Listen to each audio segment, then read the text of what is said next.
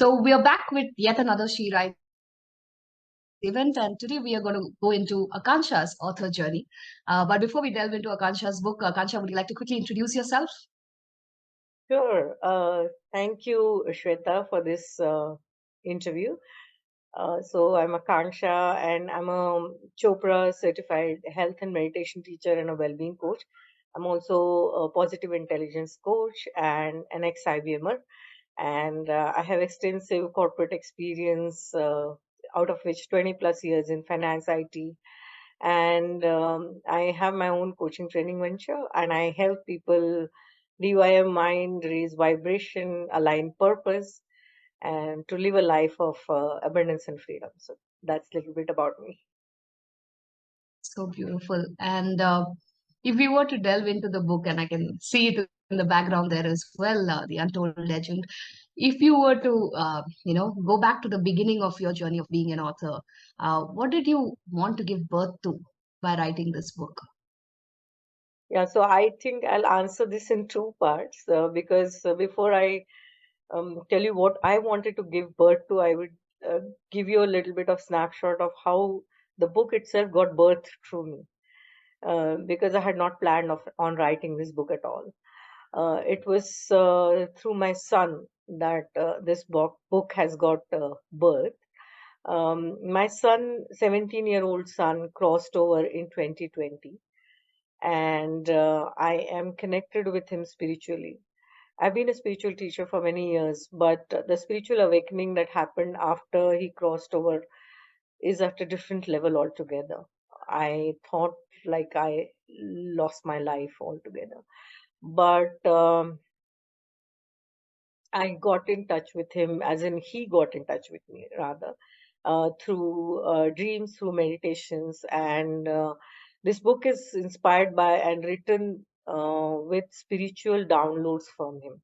So essentially, he inspired me to write this book in May, and within 30 days, I wrote the book, which itself is like a miracle.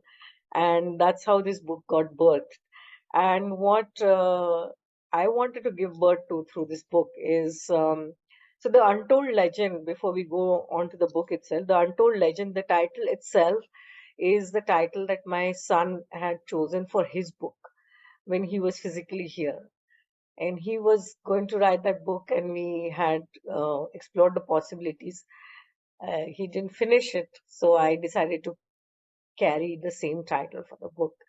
And this is about mother-child relationship at different levels, at the biological level. So what many people don't know is when a child is born, a child's cells are left in mother's body for decades, even after a child is born. And it's called microchimerism. So mother-child relationship is not just at the cellular or genetic level. It's at the it's at different levels, biological level, at the soul level, and that deep bond I have explored through this book. So what I wanted to give birth to, or rather through me, what has birthed in this book is the mother-child relationship at a different level, scientifically, spiritually. I've included a lot of scientific research. Also, our relationship with Mother Earth, and what has happened through humanity through several generational patterns, and how we can break the patterns which don't serve us and carry on the patterns which serve us, and what values we want to continue through the future generations, and how we can have a good sense of well-being and a high expanded consciousness on Mother Earth, how we can connect with Mother Earth, how we can connect with each other. And so this book has explored this in various levels, I would say. Consists of diverse topics, but essentially it is about well-being and education. And I'm very humbled and privileged to say that it has become number one bestseller in special education category and well-being education, biology, and journals categories. I've given some journal prompts to explore your well-being, also how it can help you to break your patterns and expand your consciousness. So I wanted to help all the women and children, and of course, it's not just women and children, but everybody through this book to expand their consciousness, well-being, and in general, uh, educating themselves through this. So this book is about that. Wow, what a beautiful, sounds like such a powerful book and comes from such a deep personal purpose that I can see resonating through your words. And I'm sure that must have been a very difficult time as well to even think about writing a book, especially when you're saying that, you never thought of writing a book before that and it happened in that period. What was that tipping point that probably got you to start the journey of capturing it? So that tipping point was my son. I have been healing myself since he crossed over, even though I'm blessed and I'm absolutely blessed to be connected with him spiritually. Still, obviously, as a mother, I definitely feel the physical presence, loss of his physical presence, him not being here. So I've been working on healing myself a lot, and he kind of literally inspired me and pushed me to. So every day he used to wake me up that right, because these downloads come at a certain time. They come very early morning, like around 4 to 6. That is the best time to get these downloads. So he used to. So somewhere in May, he kind of guided me to write this book, and then literally he used to wake me up that, come on, wake up and write, wake up and write. And there were days where, like 1 or 2 days in between that, I didn't get the downloads. And I didn't write in that case because it was completely like inspired by him. And whenever I got the downloads, I used to take the downloads and then expand on that. So that was the entire writing process for me. And the tipping point was essentially him telling me to write it. Right. And that's so beautiful. And I'm not sure. I feel like I already know the answer, but still, I'm going to ask you that saying, what was the driving force that kept you going in terms of making sure that you were on the path at completing the manuscript? Yeah, so it was him basically, and also this purpose, because I know that even though he has crossed over, I'm here for some purpose. I have my own life purpose here, and my purpose is to help people expand their consciousness. And if I have to do that, I have to reach people, and I have book is one of the best ways to reach people. And I thought my only wish and desire through this book is that people find some comfort and sense of well-being. They see miracles in their life, and because I have seen so many synchronicities that have happened to me in the recent past.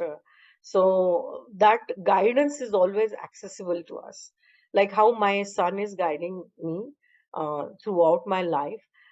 We each one of us has a designated spirit guide and angels assigned to us specifically throughout our lifetime, and not just some of them are across lifetimes, and they guide us. And uh, people don't know about this many times, that we can actually connect with them, get guidance whenever we feel stuck, whenever we feel stagnated, or even when we don't have the clarity. We can connect with them, and we can seek their guidance. So this is something I wanted to convey, and this is something that has to reach out to maximum people, and that was something that kept me driving over and above my kid, of course. Again, I'm sensing that being, pulled by that purpose to be able to reach more and more people to awaken and give that consciousness and spread that light. And as you were going through this journey, were there any barriers that came up, anything in terms of obstacles that you had to navigate, and what helped you navigate them? Yeah, so as I had mentioned that there were times where I would not get downloads because uh, at times there is a flow, and then it comes like a waterfall. It literally flows like through you, and it may sound esoteric, and I know that I myself I am from science, technology, business background. I've done MBA in finance from Symbiosis, and I'm doing PhD in education psychology. So people who are very very left brain, for them this sounds very esoteric, but these are experiential things. So I would urge everybody to actually experience this connection with the divine. And it might be for me, Ganesha is very close to my heart since my childhood. In fact, I have created a Sanskrit chanting course also, for which I have more than 5,000 students. But so essentially we connect with the divinity, and the divinity outside also, as well as the divinity within us, and seek that guidance. And then whenever there are any obstacles, there may be times where you don't have clarity, where you feel that imposter syndrome. So many times all of us feel that, oh, who am I to write this? What gives me this authority to write this? Or you think that there are so many authors who are all, there are millions of books, and who's going to read my book? So these kind of thoughts come, and you kind of go back again to where you started, and think that, okay, is this something that you want to reach to those people who need it? And even though there are millions of people, there are some who are waiting for you, because it's all it's a play of the divine. Those who are meant to receive knowledge from you will receive knowledge from you.